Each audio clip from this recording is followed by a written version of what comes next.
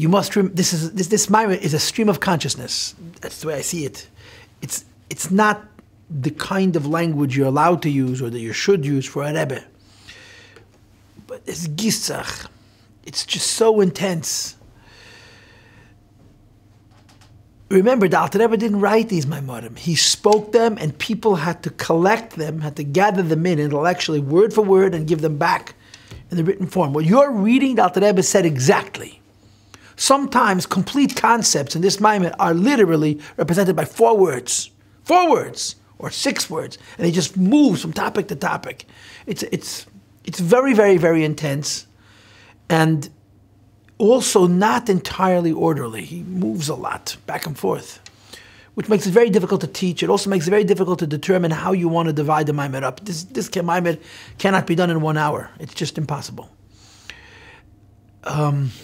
But we'll do our best. This is a Maamar from Tavkuf Nun Vav.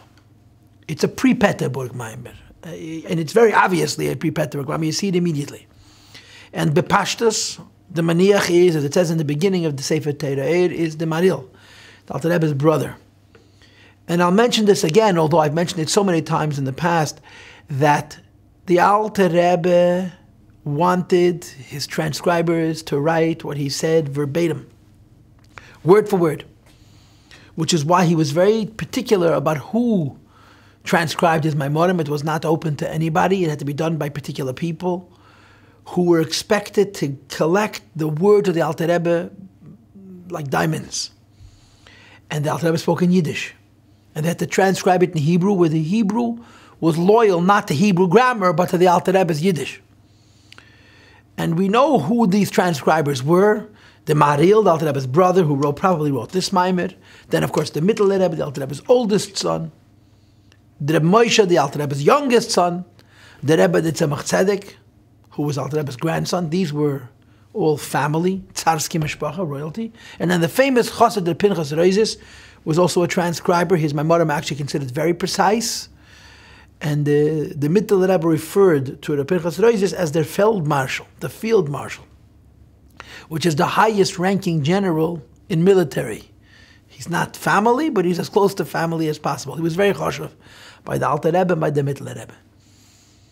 I'm assuming, like I said to you, this is a Hanocha, this is a transcript from the Maril.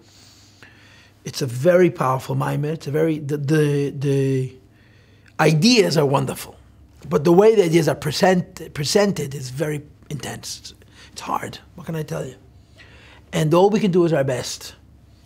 And the Eibishter helps. He has always helped. He continues to help and will always help us. Eibishter help. So it's a Purim Maamar that begins with the pasuk Ki Avraham lo yadainu v'gemer ata vayavinu v'gemer. The idea, of course, is that the Gemara says that when Mashiach comes, we're going to call Yitzchak our father. We're going to say Avraham lo yadainu, we don't know Avraham. Yaakov lo yakirenu, we don't recognize Yaakov. Uleim lo Yitzchak, we know Yitzchak Avinu. In this Maamar, Ata Hashem Avinu doesn't mean Yitzchak, it means the Eibishter. That we're not going to recognize the Ovis. We're going to recognize only Atzmos Amos, only the Eibishter himself, only God alone. And that's the essence of this Maamar. The essence of this Maamar is that when you go through difficult times, you cannot rely on many, many very powerful forces and gifts which the Jewish people have been given because they fail in times of Golus. The Eibishter himself never fails. Avraham lo yadainu. In the Golus times, you cannot rely on the Giluyim, as the Maamar is going to say, which means Chesed of Atzilus. Ata, Eibishter himself. In the worst of times, like, as the Gemara's expression is, Ein lanu al mili shoin el alavinu shebashamayim. We have nothing to rely on or to lean on other than God Almighty himself. Now, of course, the simple meaning of the Gemara is, we have no friends in the world. But in mysticism, we have no friends in the heavens. El alavinu shebashamayim. Only the Eibishter himself, God alone, is with the Jewish people in Golus. In fact, as this Maamar teaches us, in some way, he's more in Golus with us than he is in the times of the Beis HaMikdash, but we can only lean on him. So here is a Purim Maamar, beginning with a pasuk that seems to be totally non-Purim-esque, not at all connected to Purim. And the link, of course, is because Purim is a Golus Moyed, it's a Golus Chag, it's a Golus Yom Tov. It's a Yom Tov associated with exile. And the same is true of Chanukah. Chanukah and Purim are holidays of the exile. Pesach, Shavuos, and Sukkot are the holidays of the redemption period. If we were Kabbalists, and we aren't, we would say accordingly that Pesach, Shavuos, and Sukkot are Chagas holidays. That's the mysticism. It is a Gilui directly from Chagas into Malchus.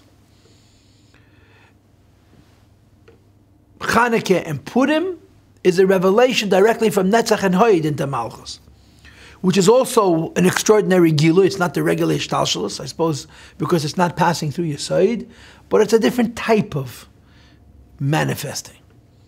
So it's a Golus Yom Tov. And of course, Shabbos is Chochmah, and Yom Kippur and Shavuos is Kesed. This is all Kabbalistic ideas. But according to the traditional Kabbalah, a regular Yom Tov is a Gili from a higher level into Malchus, and Chanukah and Purim, which are considered Golus holidays, is a revelation from a lower level, from Netzach V'Heid into Malchus. This Maamar flips it. This Maamar says exactly the opposite. This Maamar is actually going to say that Chanukah and Purim are a level of godliness which is coming directly from a much higher level into Malchus, as opposed to going through the Hishtalshlus of the Svidus, as we'll see in Mitzvah in the Maamar. I just want to mention on this note that Chanukah happened in the time of the second Beis HaMikdash, in the Beis HaMikdash, and is considered a Golos Moyed, because there was Helen Esther, there wasn't Ruach HaKodesh, there wasn't Gili Ashchina, and so forth. In any event, that's what this Maamar is. It's a Purim Maamar, which is explaining the mysticism of the time and the nature of the miracle of Purim. It was a Golos time, there was a godly revelation, but it was a Golos-like or a Golos-type godly revelation. And of course, the essence of that is Avraham, lo yadainu atava yavinu, that he cannot rely on any spiritual lights to access the Eibishter himself. Now, let me introduce the Maamar. Let me give you some thoughts as a preview to the Maamar proper. Number one, I recently watched a film of the Rebbe saying Tzoma L'cha Nafshi. In 1972, Tavshin Lamed Beis, I think it was Purim. I saw it recently. And the clip starts, and you hear the Rebbe saying, Tzoma! The Rebbe starts to Tzoma. And the Rebbe always says the Aleph with a patach, Tzoma. Not Tzoma, Tzoma. But the cry that the Rebbe says, that Tzoma L'cha Nafshi, the Tzoma is so powerful. It's more than a song, you know. The Rebbe sings the Tzoma L'cha Nafshi, but the Tzoma is a geshrei, it's a cry. Tzoma L'cha Nafshi. Over the years, the Rebbe sang Tzoma L'cha Nafshi how many times? And as I said before, by Chabad, you don't say you sing a niggin, you say a niggin. And when the Rebbe said Tzoma L'cha Nafshi, he said Tzoma L'cha Nafshi. It's a cry from the deepest depths of the soul. I'll tell you an interesting story. A girl I know dated Eile Mishabacher, what's called today a Litvish Bacher. And she liked him. He was good midas, whatever it was. But he had a deep, deep dislike for the Rebbe, and he made it very clear. And she was very torn, and she went, I think, to the Lelev Rebbe, or to the Amshin Rebbe, one of these two Chassidishe Rebbes in Eretz Yisrael. And she asked him, what should she do? She's sort of borderline Lubavitch. She likes this guy, but he has a deep dislike for the Rebbe, and his answer was, don't marry him. Don't marry, he's not a Yiddish Shamayim. Anybody who could speak this way about the Rebbe is not Yiddish Shamayim. And then he added, Mitzad Avas Yisrael, get him a tape that he should hear with the Rebbe Zokt, how the Rebbe sings, Tzoma L'cha Nafshi, maybe he'll get a little Yiddish Shamayim. It was either the Lelev Rebbe, all of our Sholem, or the Lange Zutenstark, the Amshin of it, one or the other. It probably was the Lelev, who lived in Bnei Brak. He says, if you, out of Avas Yisrael, let him hear the Rebbe Zok Tzoma L'cha Nafshi, he'll get a Yiddish Yiddish Shamayim. But you think about it, here's a Rebbe whose entire modus operandi is joy, and energy and never look back and never look down and never allow yourself to fall into a state of despair. But when the Rebbe spoke from his deepest soul, what did he scream? He screamed, Tzama l'chanafshi. Because after all, the Rebbe was a very lonely man. In other words, as a Rebbe, he was Mr. Simcha. He was Simcha personified, the Yidat Medetzel, that he heard from somebody. An interesting character once walked into the Rebbe's room in the 1970s. He said, "Vos macht der Lubavitcher Rebbe?" Which basically means, "How you doing, Rebbe?" And the Rebbe said, "Ich bin tamed b'simcha." I'm always b'simcha. But the Rebbe's Tzama l'chanafshi reflected the real Eretz Tzia v'yoyef of the post-Holocaust Jewish world, of the post-Tzadis Jewish world. How barren it is, how desolate it is, how alone he was. And you have to serve Hashem mitach simcha v'tov levav. If you listen to the Rebbe's cry of Tzama l'chanafshi and you pay attention to the Tzama, the whole niggin is in the Tzama. It's incredibly powerful. And by the way, I'd like to know, the Rebbe taught the niggin. Our Rebbe taught this niggin in 1954, Chassidishe Parshah, and he said it's a niggin from Alter Rebbe. And guess what? Before the Rebbe taught the niggin, no one had any idea it was niggin of the Alter Rebbe. So you tell me where this niggin came from. I don't know, but it's a very big mystery. The Rebbe Rashab taught the Alter Rebbe's Nigunim. He didn't know about Tzama l'chanafshi. Mitamol and Deir Shvi is a niggin from the Alter Rebbe that was forgotten. Tzama l'chanafshi. It's an unbelievable niggin, and the story that the Rebbe just said, the Alter Rebbe said Tzama l'chanafshi, and no one ever heard this before, is in itself very significant. It's like the Rebbe with the Shamil. But I'm off to the races. Perfect for this Maamar, by the way.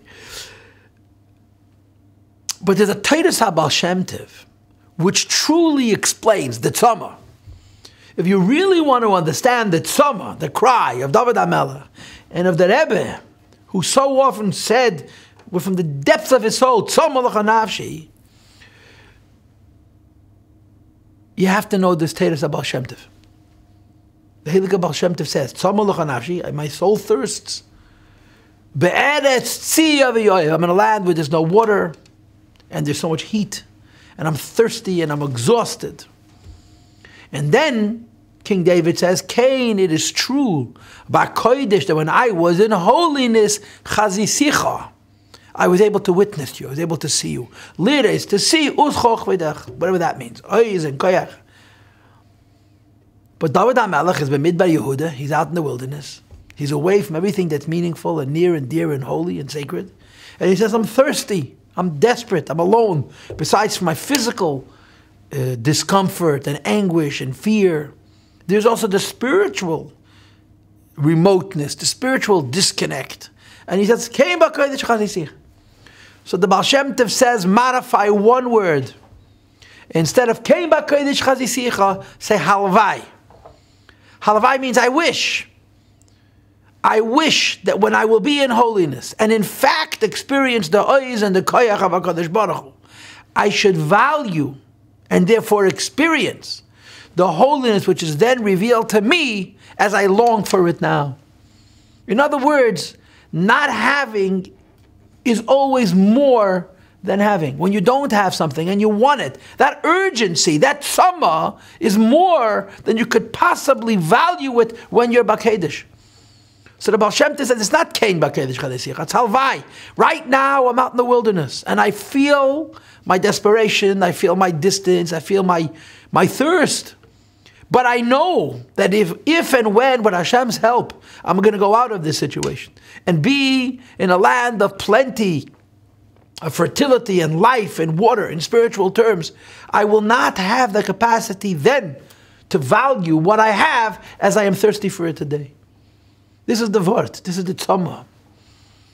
And this is the story of the Baal Shem Tov. This is the Vort of the Baal Shem Tov. And I suppose on some level this is the commentary, or a very obvious commentary, on the Rebbe's motivation to bring Mashiach, the Tzama l'chanafshi.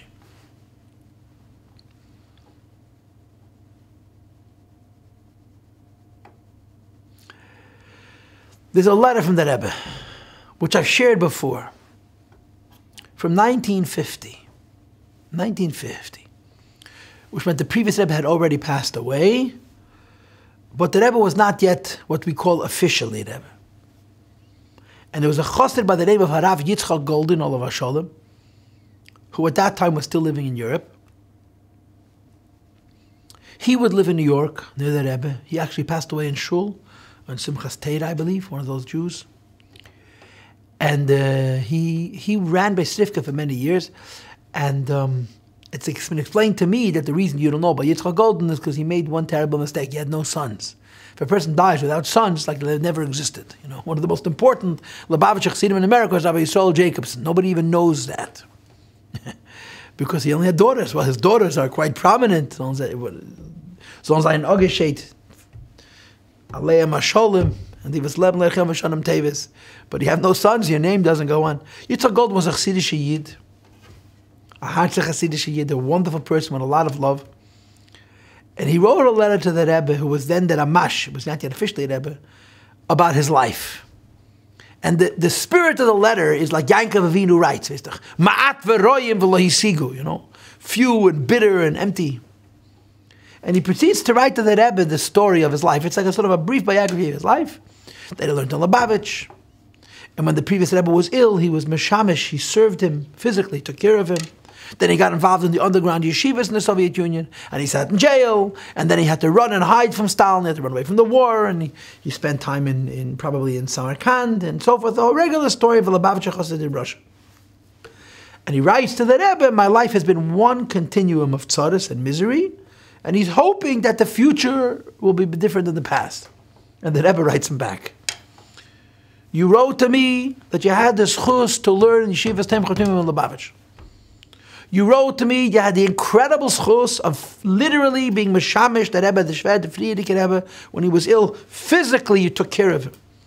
You wrote to me you had the incredible schus to be meisa nefesh for the spreading of Yiddishkeit and Teireh Chassidus in the darkest times in the Soviet Union. You even had that extraordinary schus of sitting in jail for your crime of spreading Yiddishkeit. And then you wrote to me that you had the schus to get away from the Nazi animal and to make it out of Russia, and to come to the West. And the Rebbe listed all the wonderful things that happened in this miserable life. And he finishes with a very simple question. And you write that your life is not worth living. Writes the Rebbe to him, if your life is not worth living, can you please tell me what life is? Question mark.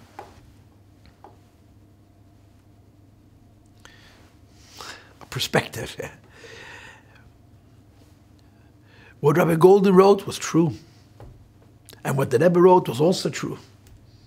It's how you see it. Rabbi Golden saw a bunch of tragedy and a bunch of misery and a bunch of suffering. And he was right, it was. It was tragic, it was miserable, it was suffering. And the Rebbe saw opportunity.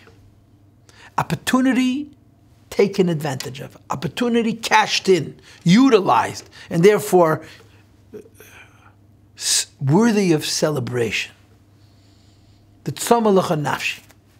When you find yourself in a difficult situation and you take advantage of it, it doesn't become rosy, it doesn't become peachy keen, as they say, but the reward of having been given a challenge and come through it as a yid productively and effectively and positively is the halavai b'kodesh chazisicha. You come to the West, that kind of an experience you're not going to have. I remember that Mendel Futafas, I heard it myself from him, sitting at a fabring and saying, I miss Mesiras Nefesh. And he said it again and again, I miss it, I miss it. It wasn't fun to be in Russia, alone without his family, and he's sitting here in New York, he was an elderly man already, I miss it. Because you take away the sword, everybody relaxes, even the most intense person.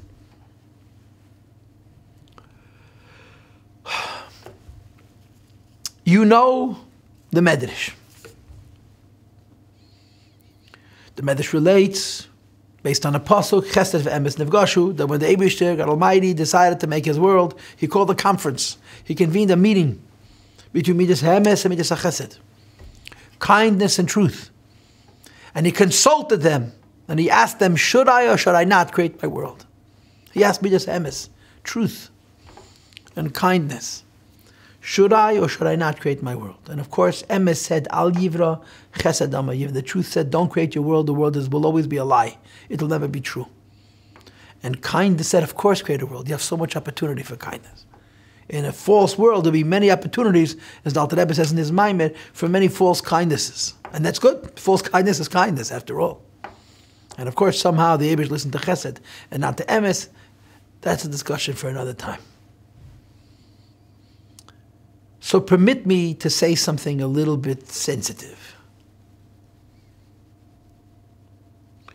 This meeting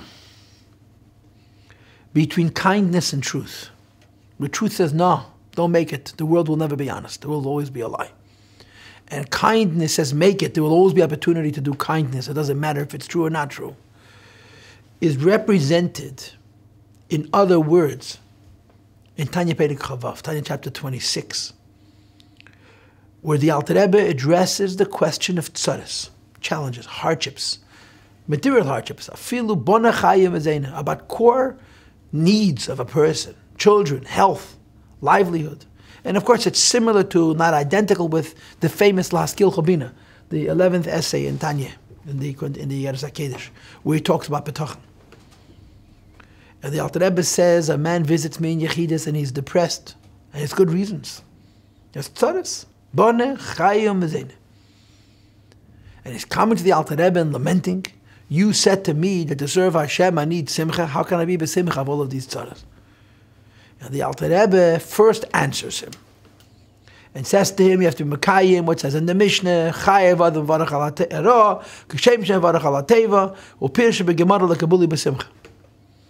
That a person has to achieve a level of b'chol meidecha, b'chol midash u'midash u'meidid lach, have a meidid le b'me'ed me'ed, midas ha'ishtavos. That whether God gives us good or God gives us bad, we should react the same way, lekabuli besimcha.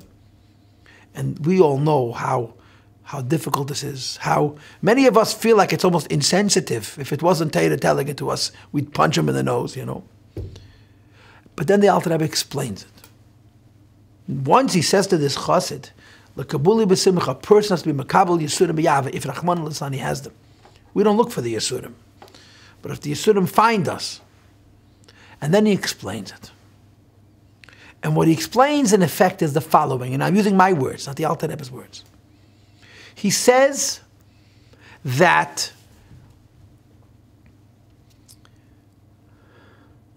God, in his relationship with the world, has two choices. He can be honest and he can be kind. The Eibishter, the Creator, in his relationship with us, can be honest or kind. Which do you want? Honesty or kindness? If you said honesty, it's because you didn't think about it, or you don't understand. Honesty means God should tell me the truth of what he thinks of me. Now, how does God tell the truth? He sent us an email, calls us on the phone, sends us a text. He tells it to us in our life.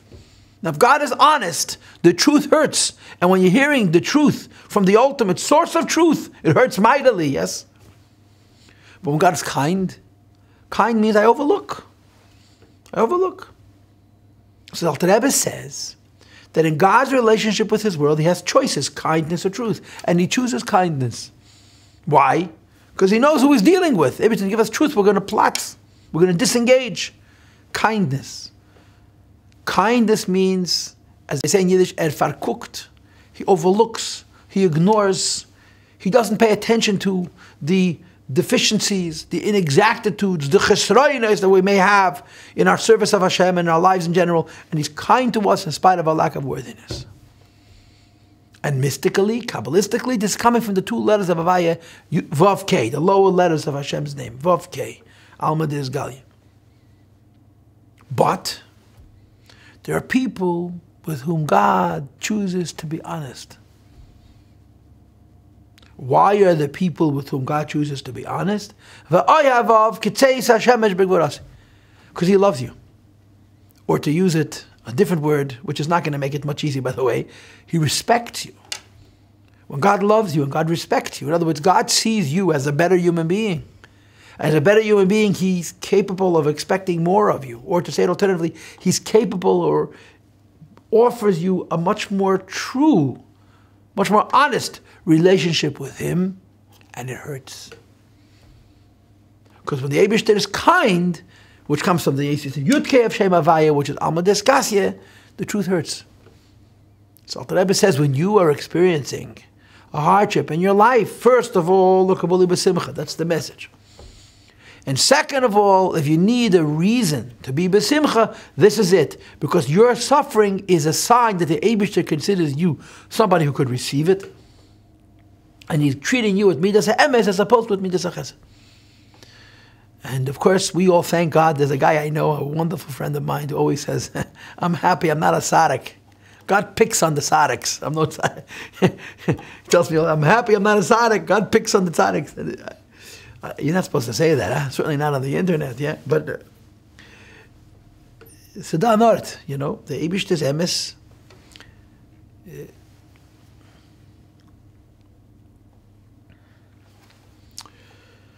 And that's Golus. Golus is dishonesty.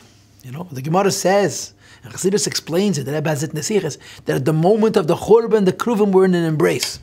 The moment God is destroying the Beis HaMikdash was the ultimate expression of love between God and His people. Why? He ignored us. He turned his back to us for years. Now He's destroying His house of worship, and the ultimate act of love was the destruction of the Beis HaMikdash. There's many reasons why. And one of them is because now He's telling us the whole truth. And the truth hurts. In that case, it hurt unbearably, unsufferably so. But it opens up the possibility that we should, when Mashiach comes, fuse kindness and truth, which we're going to get to later in the Maamar, but that's not for now. Let me give you an entirely different way of hearing what I'm saying. They're simple and sophisticated. An example for simple, faith, submission, bittul, Kabbalah, say. An example for sophisticated, the senses, the human heart, higher emotions, and the human mind that can analyze, that can study, that can explore, that can discern, that can dissect. Simple and sophisticated are represented in a physical metaphor by a fist versus fingers. A fist, a person can make a fist, yes. Most animals naturally have a fist. Their digits of their fingers and toes have been fused, and they don't have the dexterity that we have, the manipulative powers that we have in our fingers, as human beings do, and those as primates and some other animals. But most animals have fused digits in their fingers and toes, and therefore they're able to walk on them, and they're able to have a great force when they give a blow or a punch, but they can't manipulate. They have no, what they call fine motor skills. They don't have that capability. The fist is simple, but strong. The fingers are very sophisticated, but they're subtle and they're weak, or they're complex. Faith is a spiritual fist. Faith is very simple, but it's very powerful. Very powerful. Very powerful, because it's simple. The Jews in Egypt are defined by God Almighty in His holy Torah, Vayamein ha'am, the people believed. That's a fist. Knowing God, which is what happens when you leave Mitzrayim, that's getting complicated. That's subtlety, that's nuance, that's sophistication. When done correctly, is superior, but the force that exists in faith will never be replaced by all the knowledge, all the sophistication. You have to have a balance. And to a lesser degree, this is true even of the higher emotions. When a person has a relationship with God based on love or appreciation of beauty and so forth, that's far more subtle and sophisticated than simple emunah. So this Golus and Geula dichotomy that we're presenting here, in the form of the Tamalach HaNafshi, in the form of kindness and truth, and in the form of simple versus sophisticated, a fist versus fingers, or emunah versus seichel, faith versus reason, become the prototypes, they become the representatives of, they become the metaphors, the misholim, the allegories for Golus and Geula. So our Maamar begins with the simple words, Avraham lo yadain. Avraham is sophisticated, Avraham is fancy. What's fancy about Avraham Avinu? He's in love with God. What's fancy about Avraham Avinu? He dedicated his life to understanding God intellectually. Avraham Avinu was a Chocham Atzmi. He was an incredibly intelligent person. Brilliant, beyond our fathoming. And Avraham used his mind to explore God. And he had a relationship with God. In Golus, we don't know him. All that sophistication, all that richness, all that godliness, all that divine light, in Golus we don't have. But Ata Hashem Avinu. God himself we have a relationship with. How does it manifest? In a fist, in a munah.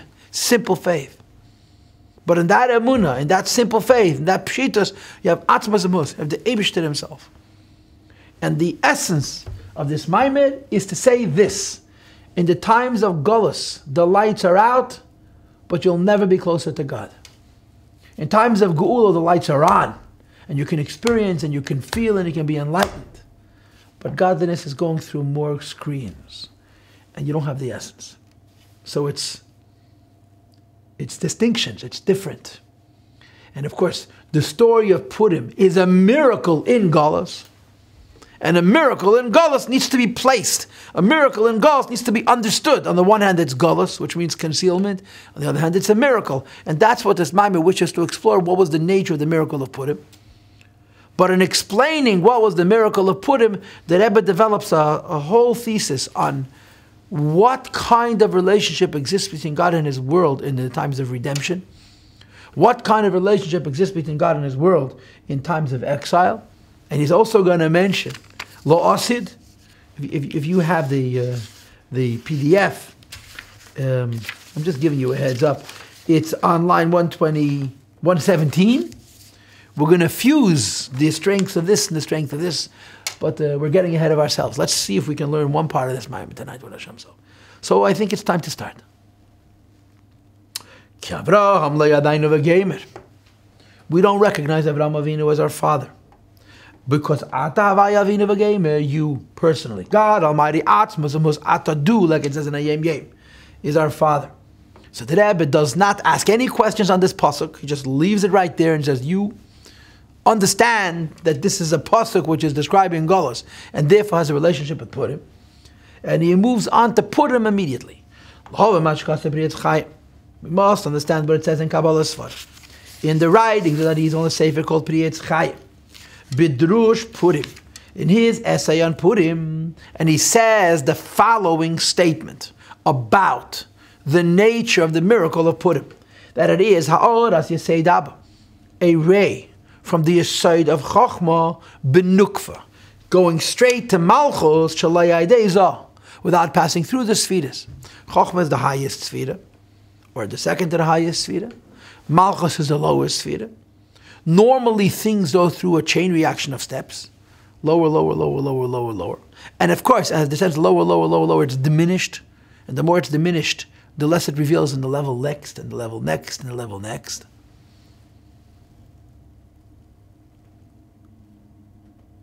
Here is a case of a bypass. Straight from Chochmah to Malchus. Shalai Aidezah.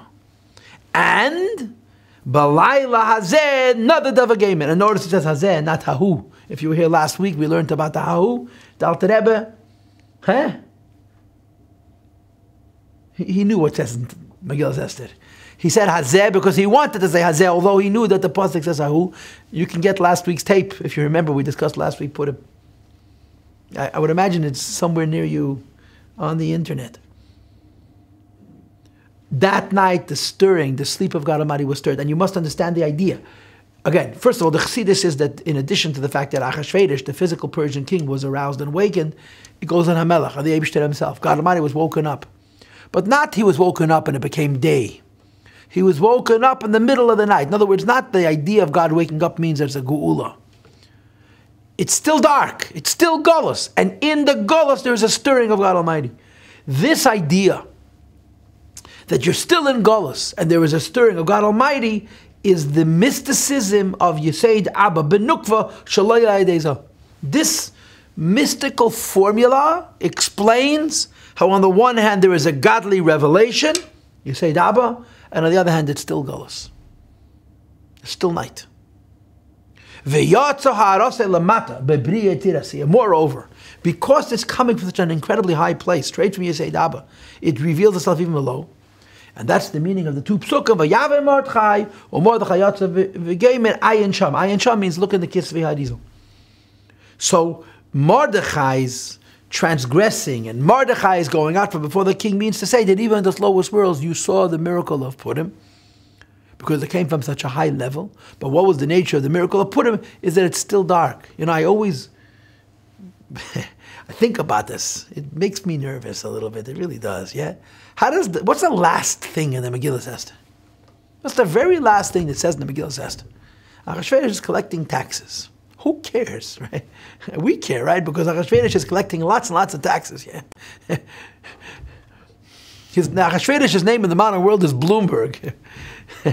Or whatever it is, Obama and Shkechilik. But the point is, they're collecting taxes. And you wonder, what's doing in the book of Esther? And of course, the answer is, Akata after the Achashverosh Hanan. A great miracle occurred.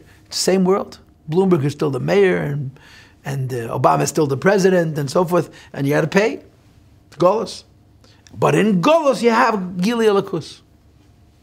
So the Rebbe begins to explain Hine. I'm on line 4, all told. Hine. And I must pause and reset. I have no intentions of teaching this Maamar in 1 week.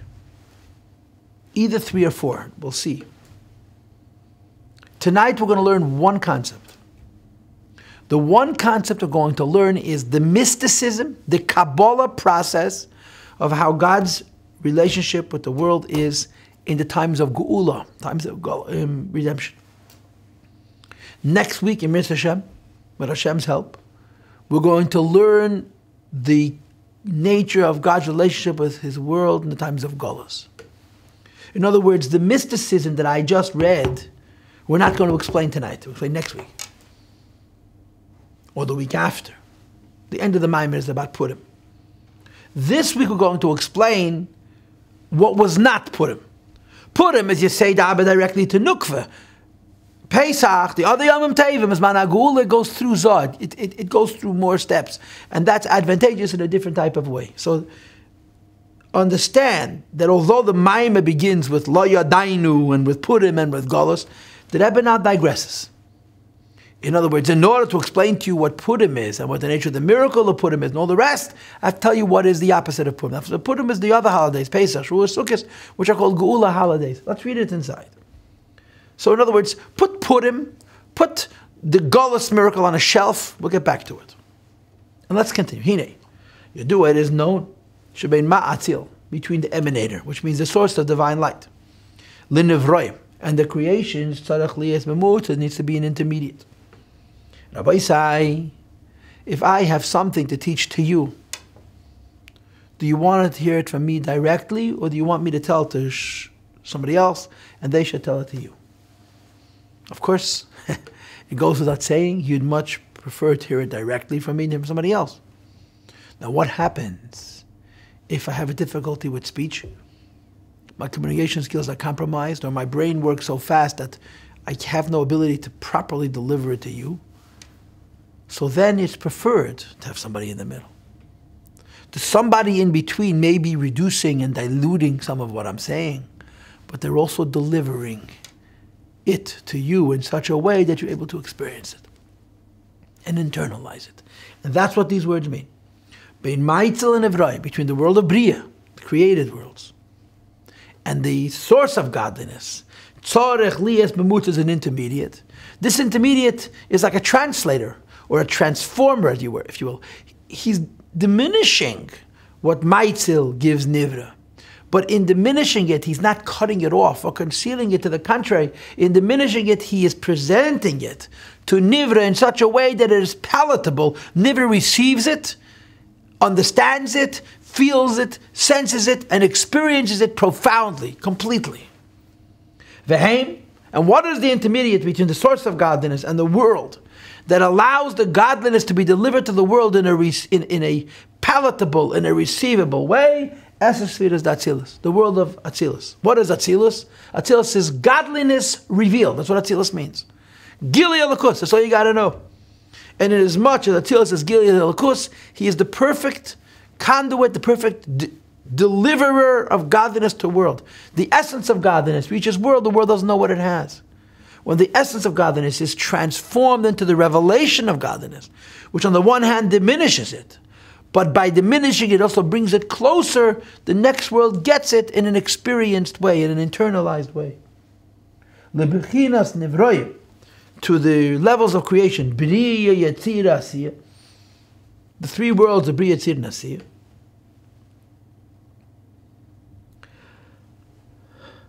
And Gan Eden Ha'elyon, the higher Gan Eden. And I think, there's a lot of I thinks in this Maamar, that the way you read it says Gan Eden Ha'elyon is Elam HaBriya. And in order for Gan Eden Ha'elyon to experience the delight, the tainug of Elokus of Atzilus, it's only because it passes through the Midas. And the Rebbe says, I gotta tell you, to be sure, the idea that godliness comes down to a level of midah. What does midah mean? Measurability. Infinity is put into finity, into gvul, into midah. Bebechiras Atzilus, revealed in Atzilus. The iyu vegar mehichad, where the light joins with the vessels. In other words, it's diminished by the vessels, so that the vessels could receive the light of the Ein Sof in a way which is experienced by the vessel, which is revealed to the vessels. Says the Rebbe, it's only necessary for creation. In other words, if Hishtalshalus would end with Atzilus, which is what Mukabalim would have, if creation ended with Atzilus, there was no Bria, no Yitzir, no Asiyah, no Asiyah, Atzilus would be the end of the line. Atzilus would not be Gilu, it would be Helam. Certainly would not be Gilu the way it's Gilu now. The reason Atzilus is Gilu now is because there's a continuation in Bria. I want you to know that in Chassidus, there's a discussion of Gili Atzilus b'shvil Atzilus and Gili Atzilus b'shvil Elam Mizbeach. There's a revelation of Atzilus which is for the sake of Atzilus. And the mashal they give for this is Pnimius HaMechen V'Amidus, or Mechen Amidus the Gadlus. And then there's Gili Atzilus b'shvil Bia.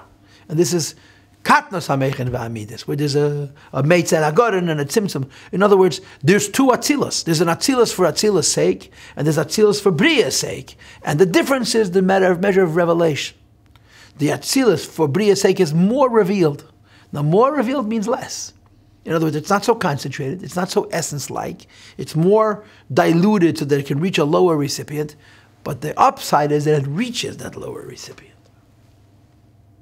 And the Rebbe goes on to say, let's give an example for what I just described from the human condition.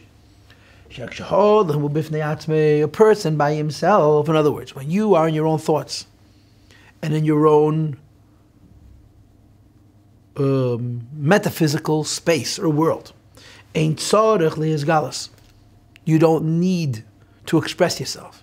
You don't even need the tools that expression would require, which includes chokhmasa yomidesa.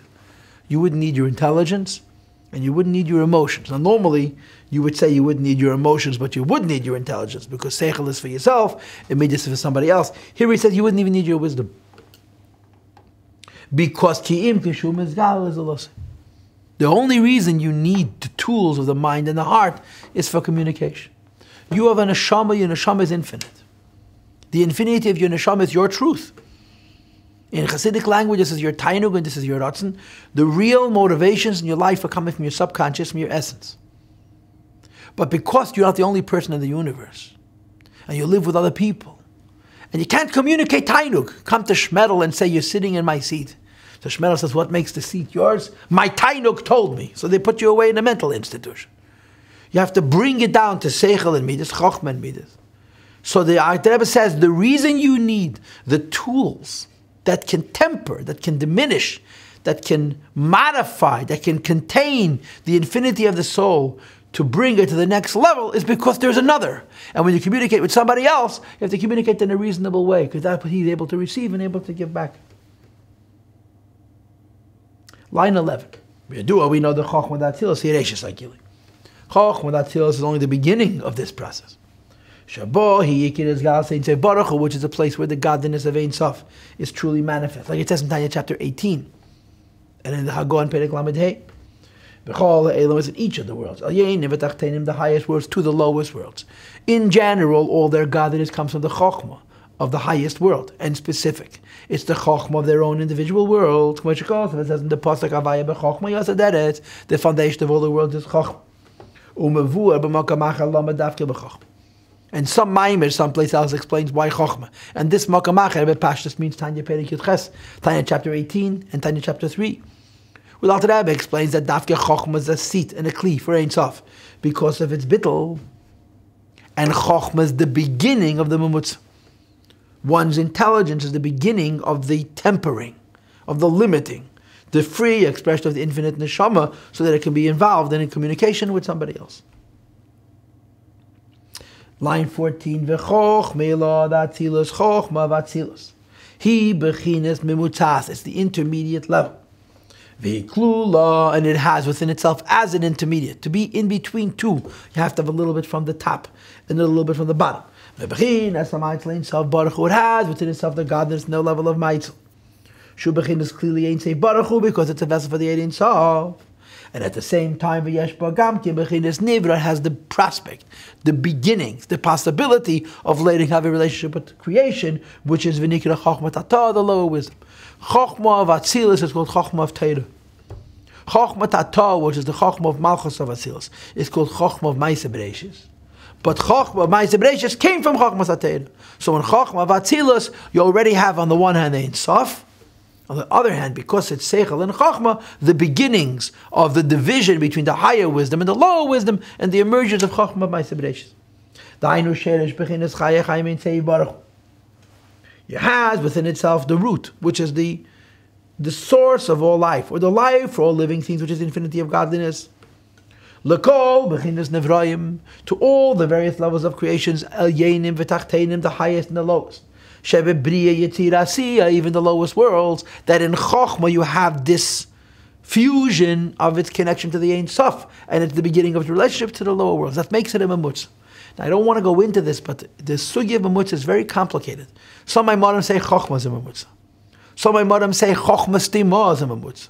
Some Maamarim say Atzilus is a mamutz. Some Maamarim say Keser is a mamutz.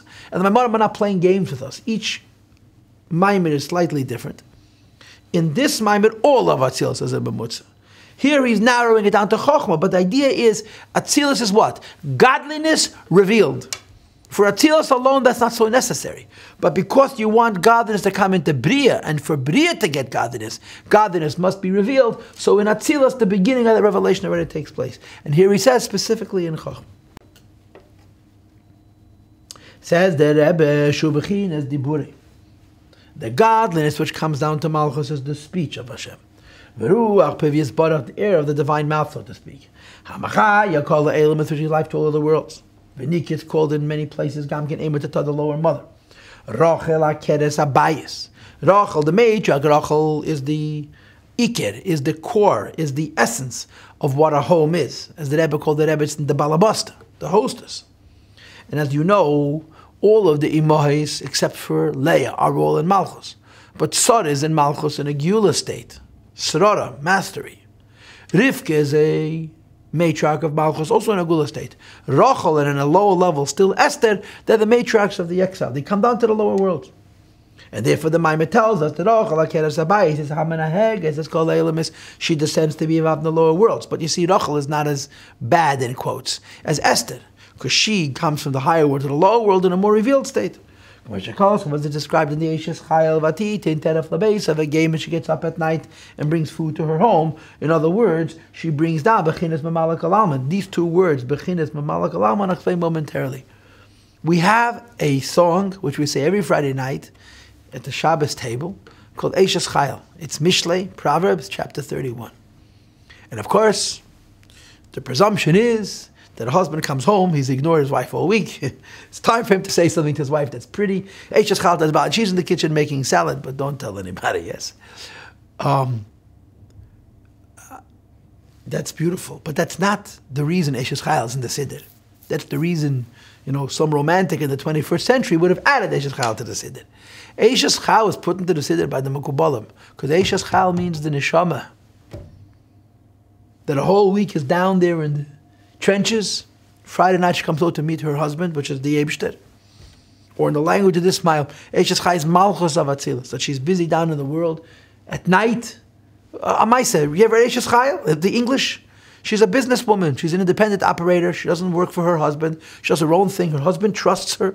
And whatever her husband she does is good. There's only one chap to this Eishes Chayil, this feminist, this independent woman. Whatever she does, she brings home to her husband. She does it for her husband. Her husband is Atzmas V'Seitzav Baruch Hu, the Eibishter himself. And that's what the idea is. But then he adds the two words, Bibechinas Memalik Alam. Translate. On the level of godliness revealed in the world. That's the meaning of the word Mamali. Tanya chapter 48. Seviv means godliness on a level which is hidden. So which is higher? Seviv Mamali. Seviv is higher. Which is better? Seviv Mamali. Now you got to stop and think. Because an argument can be made that Mamali is better. I have less of godliness, but I'm experiencing more. Rather than having more of godliness and not even knowing what I have. And that's what Hishtalshalus means. That's why there are levels. When the godliness is incrementally reduced from step to step, each subsequent step receives from the step before in an enriched way. It feels it. If you fly from Atzmas to Malchus, you have so much godliness, but you don't even know it. Because you don't have the capacity to process so much. And the Rebbe continues in line 21, V'yeduah shenikra Knesset Yisrael Malchus of Atzilus, which he just called Eimet Hato, is also called Knesset Yisrael, Pirush Klos Neshamas Yisrael. This means the collective Jew. Jewish souls come from that level. In other words, Jewish souls also have this idea of bringing and experiencing godliness in the lower worlds when it goes through all the steps of Ishtalshalos of Atzilus. B'yes ki hakelim shalo, the vessels of Neshamas Yisrael consist of Pnimi Emtzai Chitzon, 3 levels: an inner level, an intermediate level, and an outer level. And these 3 correspond to the 3 worlds. Hapnimi is Sheresh Neshama de Bria. The inner dimension of the Kalim is the source of the Neshamas of Bria. V'Emtzai, the intermediate, is Sheresh Ruach. Turn to page 24, line 24. Shabi Yitir. And V'Chitzon, the lower level of the Kalim of Malchus of Atzilus, is Sheresh Nefesh, the root of Nefesh, which is an Asiyah. So every single Yid parallels this process. When the godliness goes through all the steps till Malchus and then is delivered to the lower worlds, it's all revealed. It's revealed in Neshamas Yisrael.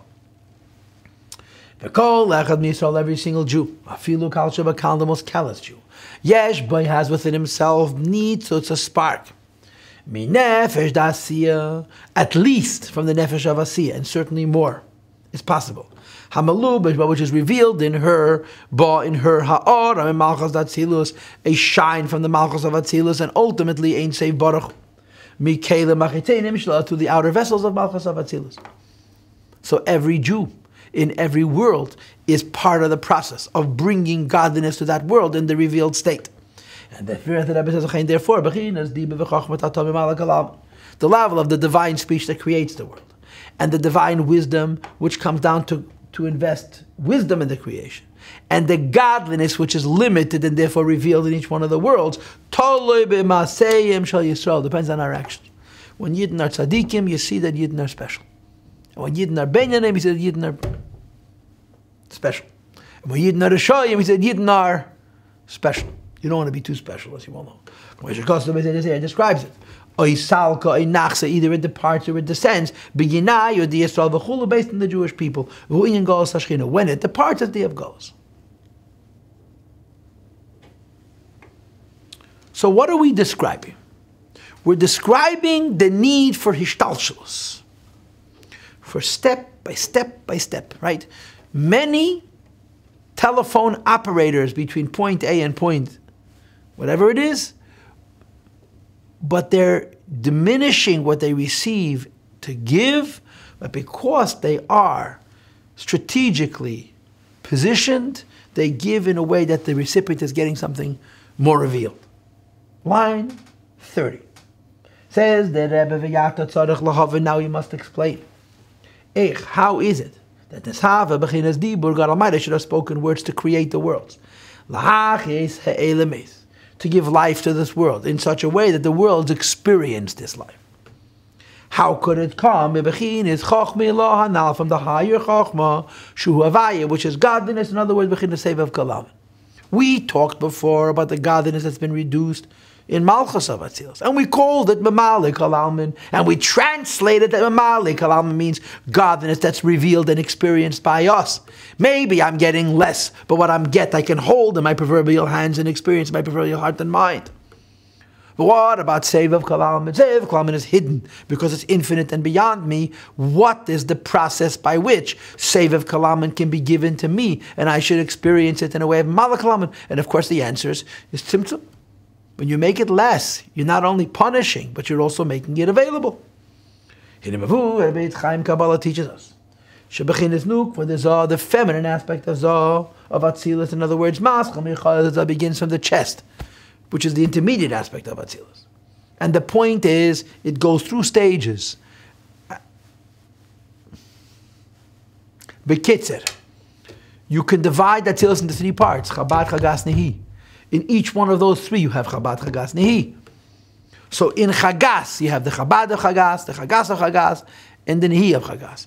In Nehi, you have the Chabad of Nehi, the Chagas of Nehi, and the Nehi of Nehi.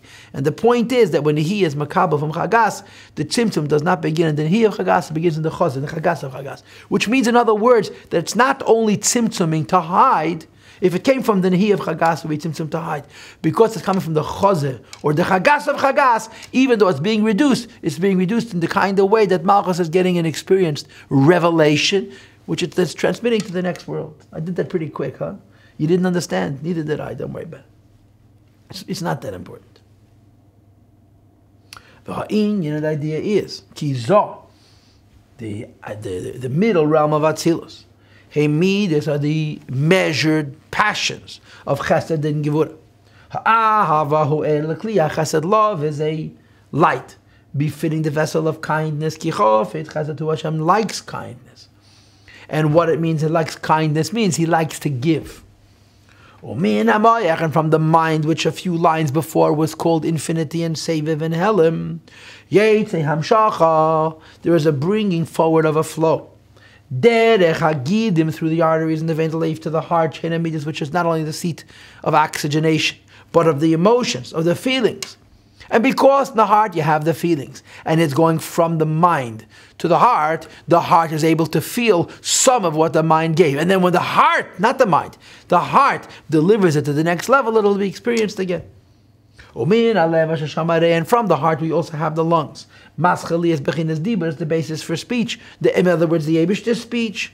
All of us know the air comes minarei from the lungs, v'nasakel, to create voice through the passions of the heart and the words and the air that come from the lungs.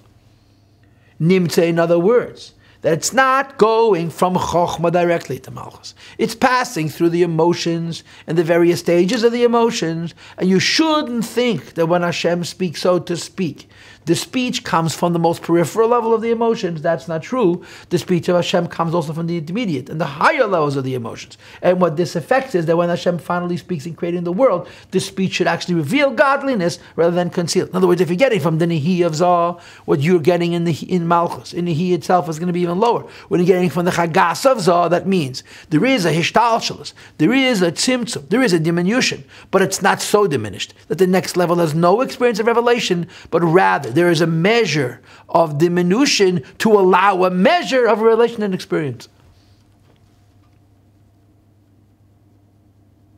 Nimtze, in other words, life that goes from Chochmah to Malchus. That if you have a good memory, you remember our Maamar said that in the Purim story, it flipped straight from Chochmah to Malchus without an intermediate. That's called a Golus miracle. But in the good time, in the Geula time, what does it say? Hu al yedei hamidas shabalev. Through the emotions in the heart, I did tzimtzumim derech nekavim v'chaledos, with the contractions of the cracks and the windows. Don't worry about that stuff. What does that mean? By passing through the heart, it's transforming.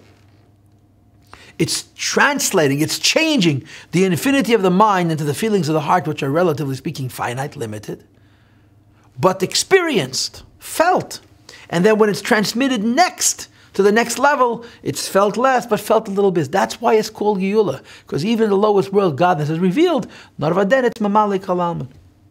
And the Rebbe explains, I'm on line 39 if you've lost the place. Vehine kishahoyu Yisrael b'mayla yenu.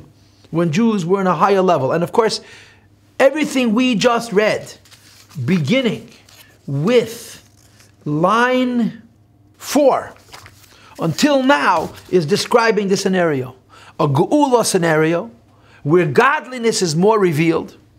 And because the God is more revealed in the lower levels, you're experiencing more.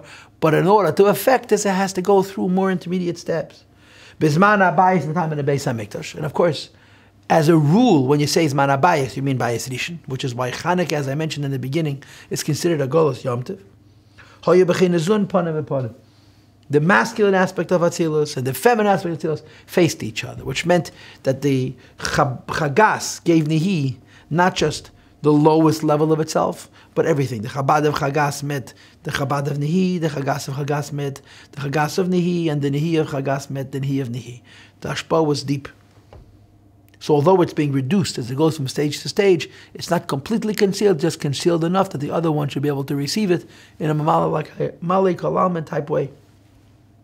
Come upon him like on a person's face, and we've had over the years discussed many times what this means. That's where you see the human being's life. Most of his deeper sensitivities, seeing, hearing, and so forth. As opposed to the back, the rear, the life is spiritual, and therefore, the life that is spiritual is is very diminished. This is a very interesting argument that needs to be analyzed and studied. Even the sense of touch, which is a very low sense, you can see the difference between one touches, when he's facing something and not facing something. When you're looking at something, when you're facing it, you can feel it with the slightest touch. When you cannot see what you're touching, the touch, this so little life, it takes much more of a touch to feel that you're actually touching. So Geula means panim, and right now we're talking Geula. Golos is next week, and hopefully before next week, Mashiach will come and we'll be able to translate it in a much more sophisticated way. In the Geula time, the godliness goes through more screens, but these more screens are not only to conceal, but also to reveal. Line 44, if we really wanted to analyze what Atzilus and the revelation of godliness in so-called measure and limitation is, don't kid yourself. Don't think that because Atzilus is the revelation of godliness, because Atzilus, though godliness comes down into Medida Vagbola, you can explain it and understand this. As Alter Rebbe, relax. Ein shum hasaga, there is no comprehension, l'seich l'nusha, to the human mind, by him. We can't even understand this fetus, the godliness which is diminished in Atzilus. Ribui kelim amiyat eir, alachas kama v'kama, the godliness which is higher than Atzilus. Because she'einam klal mimuhus v'yerach, in no way do they compare. I'm on line 46 now. To me, this is to the human attribute and the human measure. Avchilu b'inus diba shalei v'chol, even the divine speech. And therefore, in no way can we comprehensively, truly understand how godliness works by understanding how a person works. And yet, we did exactly that, right? What did we just do? We gave a mashal of a person, and when the mind doesn't go straight to the mouth, but passes through the heart, in the mouth it'll be revealed. It says, and it's simply to make the ideas more palatable. And by using the metaphor of a person, we come to see indirectly how the things are in godliness, but we mustn't forget that everything we're describing about these processes and bringing things through the intermediates, so it comes to the next level, should be more revealed, is only al derech mashal. And he brings Yedu mashal, like it says in Tanya chapter 15 in the Yeris HaKedesh. Misreif, when you burn one log, nasa eif, it becomes ash. And although most of that log was ash, when the ash is separated from the fire and the wind and the water, becomes materially almost nothing. Cain, accordingly, as Avraham, who loved God, as he is in Atzilus, he was a seat in a chariot for Chassid of Atzilus. When you compare the physical man Abraham to the Abraham as in Chassid of Atzilus, says that Rebbe Nikra offer is like earth and like dust, legabe Chassid Atzilus, when compared to the Chassid of Atzilus. In other words, as much as we're explaining that Atzilus is limited because it's revealed, or revealed because it's limited, it's infinitely more than anything we can possibly understand. It's on a lower level, but also a very significant level. Says the Rebbe on line 51, the supernal attributes, which we just explained, that we don't have any idea what they are, but at least we have some sense of the idea. By going from Chokhmah to Midas to Nehi, by going through these different steps, on the one hand you're reducing the godliness, but on the other hand you're bringing the godliness forward in such a way that at least some of what it is actually felt and revealed. Chesed the Gvura, says the Rebbe, in the times the Rebbe Samikdash, they were revealing Hamshacha, the flow, they received from Chokhmah, but they received from Chokhmah in such a way that they're able to feel it, and therefore they communicated it to Malchus in a way that Malchus should be able to feel it. That Bechinas Nukva, the feminine aspect of Atila, should also, in a revealed way, sense what godliness is. Bechinas Panim, in a revealed way, Ikirachayas Kanal. And he says, and these measures, these limited godliness, which we have in our world, day and night, east and west, and so forth, would manifest through the chain reaction of worlds and levels. From the midas of Atzilus to the malchus of each world, in a way of memale kolalmin, where the godness would be diminished but revealed. So long as godliness comes from the highest levels to the lowest levels and passes through the intermediate steps, even the lowest levels have some sense of what godliness is. When